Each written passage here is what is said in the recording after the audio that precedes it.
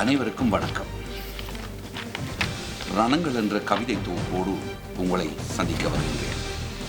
இதுவரை காலமும் என்னை ஒரு கலைஞனாக, நாடக நடிகனாக, நாடக ஆசானாக தரிசித்த உங்களுக்கு வருகிற 30ஆம் தேதி ஞாயிற்றுக்கிழமை என்னை ஒரு கவிஞனாக அறிமுகம் செய்திருக்கிறது.